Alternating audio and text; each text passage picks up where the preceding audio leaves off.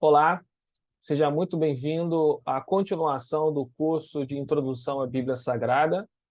E nesse momento a gente vai dar continuação ao estudo da canonicidade dos livros do Novo Testamento. O que é importante a gente definir aqui? Quais foram as premissas que no final do dia definiram os livros que a gente tem hoje, tá? Foram basicamente três premissas. A primeira delas é que todos os livros precisavam ter origem apostólica comprovada, né? A segunda delas é que, ou se não for de origem apostólica, tinha que ter a supervisão e a chancela, tá, dos apóstolos, tá? Por exemplo, como Lucas, o Evangelho de Lucas e o Evangelho de Marcos. E, principalmente, ele precisava ter sido escrito no primeiro século. Basicamente, essas três premissas definiram os livros que a gente tem hoje.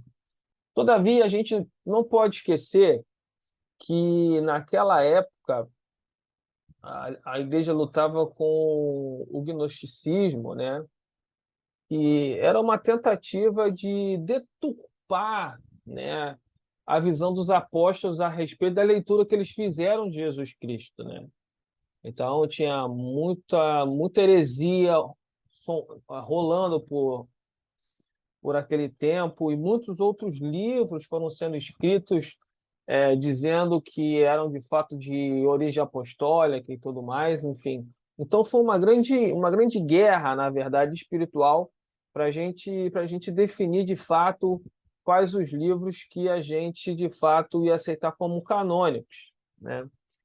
É por isso que é muito importante você lembrar da aula que eu dei, de como um livro canônico ele de fato se forma. Ele tem três grandes passos que a gente jamais pode esquecer. O primeiro passo ele precisa ter origem ontológica, né? A sua origem ontológica, ou seja, primeiro ele nasce no coração de Deus. As pessoas recebem aquele livro como sagrado e aí, enfim, algumas pessoas sentam, criam uma lista e aí essa lista fica sendo definitiva, tá? Então, o que aconteceu? Quando começaram a chegar esses outros livros esquisitos, contando histórias esquisitas, que não faziam parte da tradição ou da memória cultural, você lembra do último vídeo que eu falei da memória cultural, como ela é importante, né, daqueles primeiros cristãos? Enfim, esses livros começaram a ser naturalmente descartados, né? Então, e aí essas três premissas foram as que guiaram, de fato, a escolha dos livros que nós temos hoje, tá? Então, o que influenciou, então, a formação do Novo Testamento? Obviamente, também a gente já abordou sobre isso, o Velho Testamento ele impulsionou o Novo Testamento porque ele é uma história incompleta, né? E aí, então, ela precisava ser completada e Jesus veio completar essa história, né? A própria vida de Jesus precisava ter sido escrita e narrada para as gerações futuras, né? Então precisava que novas escrituras fossem escritas, além do que já existia no Velho Testamento. Uma nova religião nasceu. Então, quando uma nova religião nasce, livros sagrados nascem junto com ela. O outro ponto é o seguinte: os apóstolos e os pais da igreja já começaram a usar esses escritos como Sagrada Escritura, né? Então, isso teve grande influência na formação do cânon final e os concílios da igreja, tá? E durante todo o tempo, tá? Principalmente o concílio do século IV, depois de Cristo. E ali foi quando houve a fixação, de fato, da versão que nós temos hoje, tá? E aí, eu queria falar desse camarada que é o Marcião de Sinop. Sinop fica na Turquia. Não sei se você está vendo aqui, acho que o vídeo deve estar tapando. Mas esse cara, ele nasceu em 85 depois de Cristo e morreu ali por volta de 160 depois de Cristo. Quem é esse cara? Esse cara escreveu o que a gente, na história, identifica como sendo o primeiro cânon bíblico do Novo Testamento, tá? E o que esse cara trazia? Esse cara era bastante esquisito. Ele não era nada tradicional. Porque o que ele fazia? Ele tinha uma visão bastante deturpada. né? Ele achava que o Deus do Velho Testamento era diferente do Deus do Novo Testamento, ou seja, o Deus do Novo Testamento era um Deus mais bondoso, misericordioso e mais exaltado do que o primeiro testamento, do Antigo Testamento. Então ele meio que criou essa divisão de deuses, né? Ah, e aí então ele rejeitava completamente o Velho Testamento, né? E aí ele pensava, por exemplo, que os apóstolos eles tinham entendido mal Jesus Cristo, tinham pervertido um pouco da mensagem dele e só aceitava as cartas de Paulo, e nem todas as cartas de Paulo, algumas cartas de Paulo, e também aceitava ali o livro de Lucas, e aí ele modificou na maneira que ele quis, tá? Quando a igreja orgânica, e eu quero dizer o que é a igreja orgânica, tá? Você lembra o seguinte, a igreja começou em Jerusalém, só que ela não ficou ali. O apóstolo Paulo rodou o mundo conhecido, meus amigos, e foi plantando igreja em todos os lugares e mandando a sua mensagem em todos os lugares. Então, foi criando essa memória cultural bastante extensa daquilo que era, de fato, a doutrina original dos apóstolos. Então, quando os pais da igreja, os presbíteros, os líderes dessas igrejas locais, e as igrejas estavam em todos os lugares, estava na Europa, estava no norte da África, estava na Ásia, estava no Oriente, até onde o evangelho foi alcançado, tinham líderes lá que tinham recebido a mensagem original dos apóstolos, e eles eram, de fato, esses checadores de verdade, que, né, hoje a gente até usa esse termo, né? E quando eles receberam essa notícia desse primeiro cânon do Novo Testamento, eles foram forçados a responder o Marcião e criar, então, novas listas, tá? E a gente vai ver aqui algumas listas, tá? Não coloquei tudo que sei, tudo que li, senão a gente vai ficar aqui assim, não vai ter fim esse vídeo.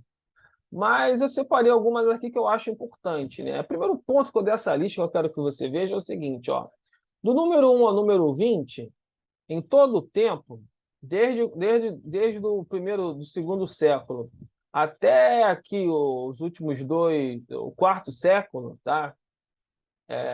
Os 20 primeiros livros da Bíblia Sagrada não estavam sob júdice, né? Eles já eram ali considerados livros sagrados, mas são 20 livros, né? Os quatro evangelhos, Atos e as cartas de Paulo, 1 Pedro e 1 João.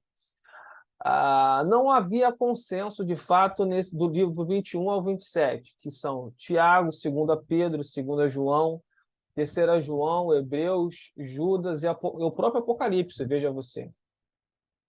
E tinham outros livros também que estavam em circulação, que não eram desse movimento do gnosticismo em si, mas enfim, eles foram escritos por pessoas até respeitáveis, mas que não tinham, no final do dia, não atendiam aquelas três primeiras premissas. Não foram escritos no primeiro século, não tinha origem apostólica nem supervisão apostólica. Então, que é o caso, por exemplo, do pastor de Hermas e do Didaquê. Mas, o que acontece? A gente tem aqui, nesse primeiro momento, Irineu de Lyon, tá? Em 1885, definindo uma lista em resposta lá ao Marcião, tá?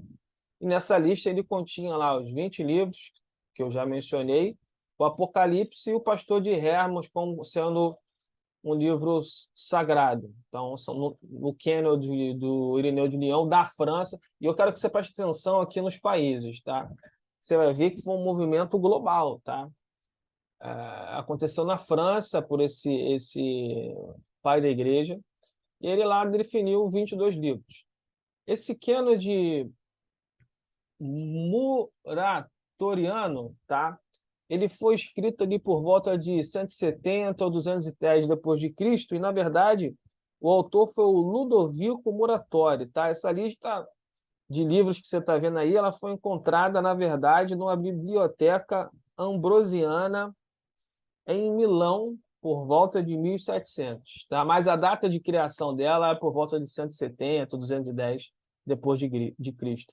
E essa lista continha todos esses livros que vocês estão vendo aí, ó. Basicamente, a Bíblia que a gente tem hoje, ele ainda acrescentava um tal de Apocalipse de Pedro aqui, tá? Em 200 depois de Cristo, o outro pai da igreja, agora lá na Tunísia, o Tertuliano de Catargo, ele definiu também uma lista considerando os 20 primeiros livros que a gente mencionou aqui, mais o Apocalipse, rejeitando esses outros livros duvidosos aqui. Orígenes de Alexandria, agora a gente está falando lá no Egito, então teve pai da igreja na França, pai da igreja na Tunísia, pai da igreja no Egito. Você vê que a igreja como um todo, espalhada na face da terra, estava discutindo essas coisas, tá? Orígenes lá da Alexandria, ele vai definir os 20 livros, vai dizer que Tiago é discutível, ele não tinha muita certeza, e vai definir Apocalipse como sendo canônico. E o Eusébio de Cesareia, agora Cesareia em Israel, esse cara está em Israel, isso aqui já é no século aqui 4, né? Ele vai fazer uma distinção que eu até quis escrever aqui, entre livros reconhecidos, discutíveis e espúrios, tá? Então, ele vai dizer o seguinte, ó, todos esses livros aqui são livros reconhecidos como sendo canônicos, sagrados para a igreja. Os discutidos são esses de Tiago, 2 Pedro, 2 João, 3 João, Hebreus, Judas. E engraçado que eu encontrei na literatura algumas pessoas dizendo que ele aceitava Apocalipse e outras referências que ele não aceitava o Apocalipse. Aí eu coloquei interrogação aqui, que eu não tenho essa resposta. E todos os outros livros aqui ele chamava de espúrio, né? Que era Didaqueu, Pastor de Hermas, Epístola de Clemente, Epístola de Barnabé, Apocalipse de Pedro, Atos de Paulo, Evangelho segundo Hebreus, enfim, tinha outros também que eles consideravam como espúrio. O primeiro cânon fixo que a gente pode marcar no tempo e na história aconteceu no Egito e foi através desse pai da igreja chamado Atanásio, de Alexandria, tá? Ele definiu, na verdade, o cânon como a gente conhece hoje, com os seus 27 livros, tá? E o engraçado é que ele recomendava a leitura da Didaquê e do Pastor de Hermas. Eu também recomendo, tá? São 2 livros extraordinários. Tem especialmente um capítulo de Hermas, da Didaquê, que fala sobre dar esmolas, que eu acho fantástico, né? Que ele diz assim que a gente precisa fazer com que a esmola fique suando na nossa mão, né, antes de você dar. E aí vai suscitar alguma discussão em relação ao seguinte: você tem que refletir bastante para quem você vai ajudar, para saber se de fato essa pessoa precisa, para você não ser explorado, tá entendendo? Eu adoro essa expressão, faça com que a esmola na sua mão fique suando. Eu li esse livro, quando eu li isso, achei fantástico. Mesmo que eu não seja a leitura considerada sagrada, no sentido de inspirada por Deus, é uma leitura que eu recomendo. Inclusive as outras epístolas também, se você achar, na internet, eu não li todas essas epístolas ainda, está no meu bucket list para ler, mas eu recomendo. Didaquê, com certeza, tá? E Pastor de Hermas também. E isso aconteceu no Oriente, na Igreja do Oriente. E na Igreja do Ocidente, tá? Teve lá o Concílio de Cartago, que aconteceu na Tunísia, e realmente definiu os 27 livros conforme a gente tem hoje. Isso tudo aconteceu no século IV. Mas eu quero que você lembre o seguinte, que o processo de transformação de livros canônicos ele é extremamente orgânico, né?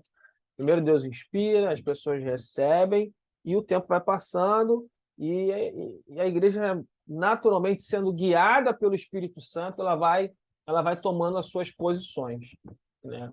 E então é por isso que nós temos os 27 livros que você tem hoje. E ao longo dos anos foram acontecendo inúmeros outros concílios, né, para definir, para ratificar aquilo que já foi definido aqui no século IV, E na Reforma Protestante isso meio que muda, né? Enfim, eu não quero entrar nessa história do concílio, porque aí a gente ia deixar nosso curso extenso demais. Mas eu quero dizer o seguinte aqui, ó. Palavras do Champlin, tá? Como funciona a influência dos concílios? Opa, acho que terminei sem querer, parei de compartilhar aqui. Vamos voltar aqui ao Champlin.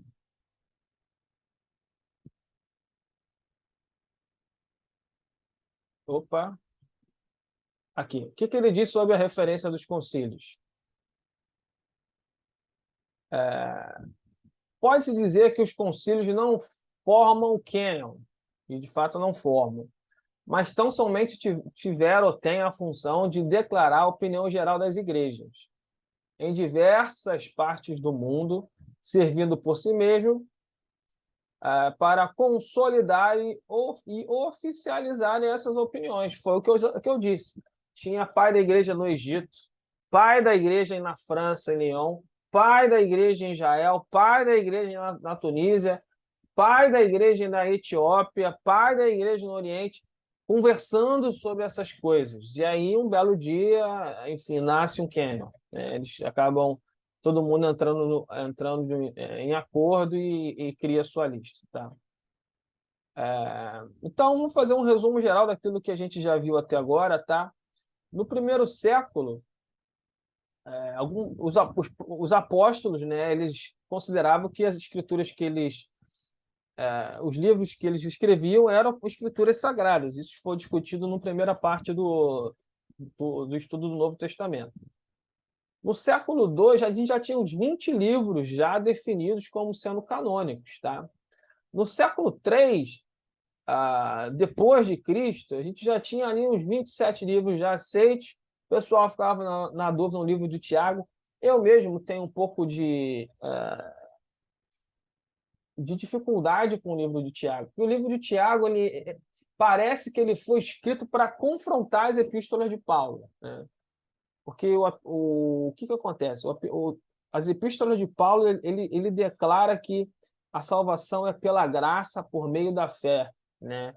E ele vai discorrer de várias maneiras, em diferentes epístolas, né, e livros, como esse processo de salvação acontece, dando o completo mérito para Jesus sobre esse ato de salvação.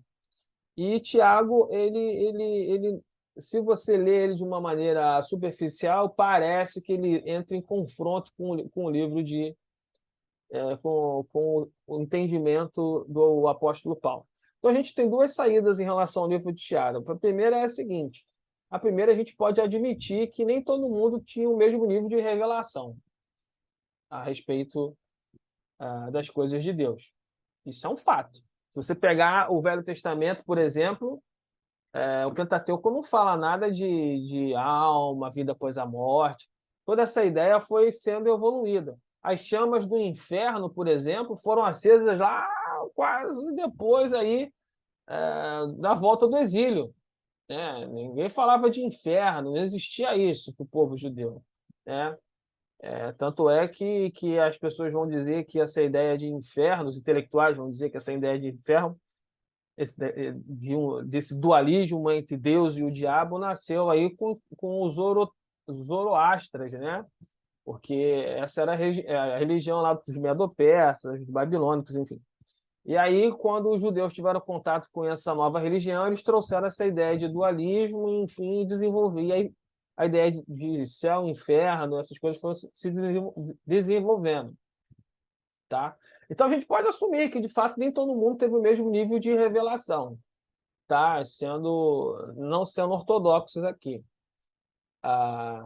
Mas se você der uma segunda lida no livro de Tiago, você vai ver que ele, de fato, ele não entra muito assim no mérito de, de entrar em guerra com Paulo, pelo menos na minha opinião, tá? A maneira como eu vejo o livro de Tiago é como se ele tentasse falar o seguinte: pessoal, se vocês pensam que a salvação é apenas pela fé, isso é uma verdade, mas não esqueça o seguinte, que a sua fé, ela gera fruto. E a maneira que eu sei que você tem fé é através do fruto que você gera. Então, é assim que eu leio o livro de Tiago, tá? Enfim. Então, por isso que havia uma grande discussão. O próprio Lutero queria tirar Tiago, inclusive Hebreus. O livro de Hebreus, eu gosto bastante do livro de Hebreus, mas tem um capítulo, se eu não me engano, é o capítulo 6 de Hebreus, ou 3 ou 6 de Hebreus, eu tenho que ver aqui na minha Bíblia, que ele também fala algumas coisas justamente contrárias à doutrina do apóstolo Paulo, né, de salvação pela graça. Então, ele começa a dizer que para você ser salvo, você tem que ter, por exemplo, algum tipo de mérito, né? Por exemplo, se você aceitou Jesus Cristo, é o que vai dizer lá em Hebreus, acho que 3 ou 6, eu tenho que ler. Se você aceitou Jesus Cristo, mas caiu de novo, já não tem mais sacrifício pelo pecado que você cometeu, então já era, meu amigo, você vai para o inferno. Então, esse pensamento não é muito consonante com o que diz assim, o todo do Novo Testamento. Por isso que o Lutero teve dificuldade com o livro de Tiago e o livro de Hebreus. Mas esses livros permanecem no cânon da Igreja Protestante até hoje. Tá? Eu, particularmente, respeito esses livros como livros sagrados. E também no século III ali, tinha alguns outros livros que estavam na mesa ali. Poderia entrar a Epístola de Barnabé, a Epístola de Clemente, a própria Didaquê e o Pastor de Hermas, né? Que eu já mencionei anteriormente como excelente literatura. E no século IV, finalmente chegou a fixação, né, quase universal do cânon do Novo Testamento, tal como existe hoje. E até hoje as pessoas discutem Tiago, 2 Pedro, 1ª e 2ª João, Hebreus, Judas e Apocalipse como livros sagrados, ou se são de fato canônicos, enfim, eles ainda tem muita gente que tem dúvidas em relação a esses livros, tá? A Igreja Católica e a Igreja Protestante não tem dúvida, tá? A gente tem o mesmo livro, pessoal, tá? E a gente acredita que todos esses livros são livros canônicos, tá? E eu queria falar agora das minhas referências para fazer esse material. O primeiro deles é o Champlin. Como eu sou devedor desse homem? O Champlin, ele já é falecido. Ninguém conhece o Champlin, mas assim, ele é um americano que veio para o Brasil e ele veio como intelectual, tá? Ele tinha se formado em literatura bíblica na faculdade do Emmanuel College. Ele fez doutorado em línguas clássicas na Universidade de Utah e fez especialização em Novo Testamento pela Universidade de Chicago. E ele foi professor aqui no Brasil por 30 anos, então ele falava português aqui, né? E lecionou no ITA e também na Faculdade de Engenharia de Guaratinguetá. E por que eu gosto do Champlin? Porque ele fez isso aqui, ó. Isso aqui eu tenho toda essa coleção. Se eu olhar, olha para trás aqui, ó. Olha para trás de mim. Tá aqui comigo aqui, ó, essa coleção. Eu tenho tudo desse cara. Ele escreveu em português. Eu não conheço outro cara que escreveu tanto sobre Bíblia em português como esse grande homem de Deus, tá? Ele escreveu a Enciclopédia de Bíblia, Teologia e Filosofia, o dicionário bíblico e um comentário versículo a versículo do Novo Testamento em português. Se não me engano, foi a primeira versão em português que a gente tem de comentários bíblicos, não traduzidos, ou seja, ele estava aqui no Brasil produzindo conteúdo teológico para brasileiros. Então, esse homem precisa ser muito honrado, né? Espero em Deus que o Senhor tenha em bom lugar agora. Eu estou aqui honrando esse homem, porque ele já não está entre nós, mas ele me ensina tanto, né? Todos os dias, né? E tem uma outra referência que eu queria dar, mas essa é um pouco mais complexa, porque é do Michael Kruger, sei lá como é que fala esse sobrenome. Ele é bacharel em teologia pela Universidade da Carolina do Norte, mestre em divindades, divindades, né, pela Westminster, Faculdade do Westminster, né, também na Califórnia. E ele fez doutorado na Universidade de Edimburgo e é simplesmente a maior referência em Novo Testamento que tem, eu diria, no mundo, tá? E ele é pastor da igreja presbiteriana lá nos Estados Unidos, tá? Ele está vivo. Então, diferente do Champlin, Você pode mandar um Twitter para ele aqui, se tiver alguma dúvida, ou procurar ele no e-mail, ou comprar o material dele pela internet. Olha, eu só vi esse daqui, mas está em inglês, tá? Se você sabe ler inglês, então compra, recomendo muito. Ó, é o Pequeno Revisitado, tá? E eu usei, ele deu um treinamento na Ligonier, não sei se você conhece também esse grupo de pessoas nos Estados Unidos, que foi fundado por o R.C. Sproul, que é um grande teólogo que também já faleceu. E ele deu um treinamento lá, eu fiz o treinamento com ele sobre canonicidade, por isso que eu estou aqui te dando aula sobre isso, porque ele foi o meu professor. Tá bom? Muito obrigado e nos vemos no vídeo de fechamentos. Até mais.